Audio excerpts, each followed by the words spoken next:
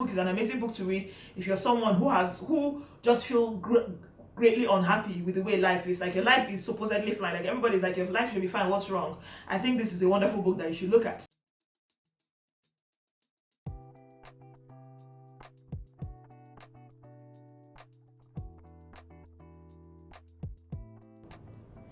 What's up, world? You are welcome to Nest Telly. Today we are discussing The Year of Yes by Shonda Rhimes. Now, we all know who Shonda Rhimes is. She's this amazing television producer. The woman has been able to achieve so much. So this is a story of a portion of her life where she decided to do something wonderful and awesome. The book is it's everything, honestly. It's so nice. I listened to it on script. It was an 8-hour long book. I listened to it on script and it was beautiful, voiced by her, as in she voiced it herself, which was really, really nice. So basically, we know who Shonda Rhimes is. She's this amazing person. She's responsible for the likes of Crossroads, Grey's Anatomy, Scandal, How to Get Away with Murder, and the recent Bridgerton.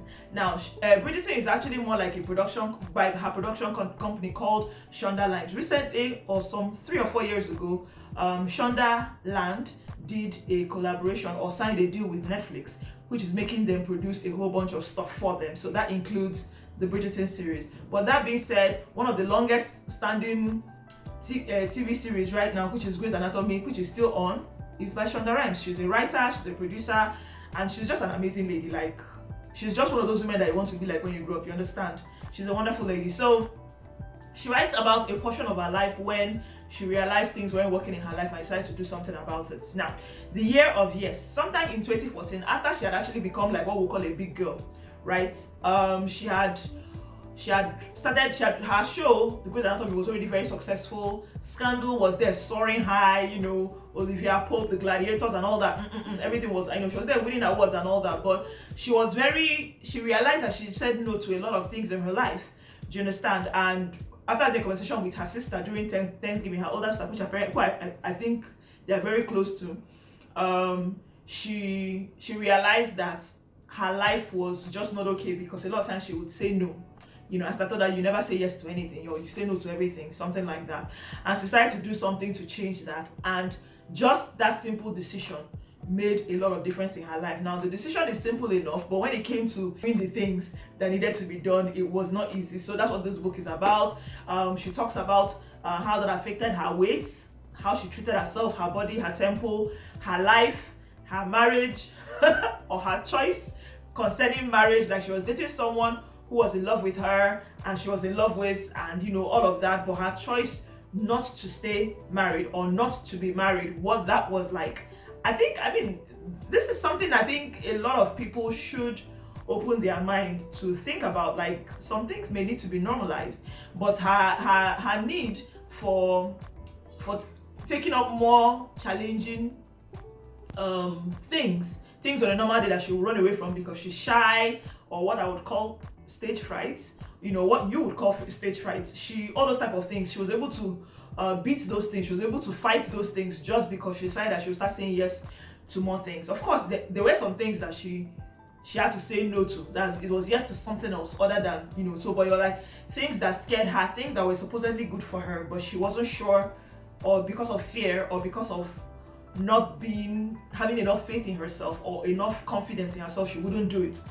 So she would say no. Same things like going to interviews, taking up responsibilities concerning some things, she just wouldn't do it. And she took on this thing. She said she was going to say yes, and she stayed saying yes. And the good part was that she went on and said, she told a few people that, this year I'm going to say yes to everything. So a lot of them held her to it. So they were like things that she would say, because she had said for years, no, I'm not going to do. They said, you're going to do it. You're going to do it. Today's your year of years. Remember, this year, But the thing is that has changed her life. Even till now, she's still willing to say yes to as many things as possible. It has conquered a lot of fear in her. So this book is a book you want to read if you're someone that has struggled with maybe imposter syndrome. If you're someone that believes that maybe where you are and you're doing well, you don't think it should be you, it should be someone else, that kind of thing. I think this book is an amazing book to read. This book is an amazing book to read if you're someone who just feel greatly unhappy with the way life is. Like, your life is supposedly fine. Like, everybody's like, your life should be fine. What's wrong? I think this is a wonderful book that you should look at. Look for it and try and get it. It's available at Roving Heights. This book is wonderful, honestly. So, Shonda, like I said, she was already a very popular writer and a producer. She already has Shonda Land going on. Just and she had 3 children, adopted some, gave birth to some, and she was somebody that you can say that she was really happening and all that, but she felt she needed to do this because her life could be better.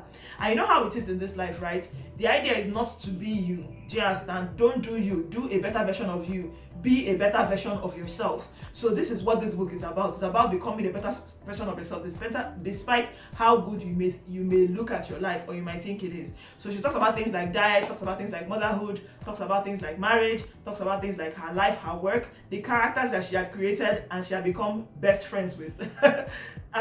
Talks about her circle of friendship, what she calls her ride or die list. The ride or die list increased and decreased when she decided to say yes to something, because she realized that some people just weren't okay with this new version of her. But that was the good thing, because the new version of herself didn't need these other people, so she needed to let them go, and it was for good. Do you understand? So it was wonderful. Her ability to achieve so much, going on to do things like shooting in front of magazines, things like on a normal day she would never do because she was too body conscious, too self-conscious, and too scared of herself. But now she's willing to do it, and even though the concerns are still there and all that, she's able to do it despite. Honestly, this book is everything. It's mind shaking, mind shifting, very, very thought-provoking book. Honestly, you should read this book. It's really, really nice. Anyway, so to find out more about this book, please go to Roving Heights. It's available there to buy. It's very easy to find there. Or check out Script. You can listen to it on audio. You can find it on ebook, e-version, and you would like the book. So if you haven't already, please subscribe. If you like this video, give me a thumbs up. Or if you found this book helpful, let's have a thumbs up, and leave a comment below. Let me know what you think, if you've read it before or if this book has prompted you to read it. So thank you so much for watching. Have fun. Bye.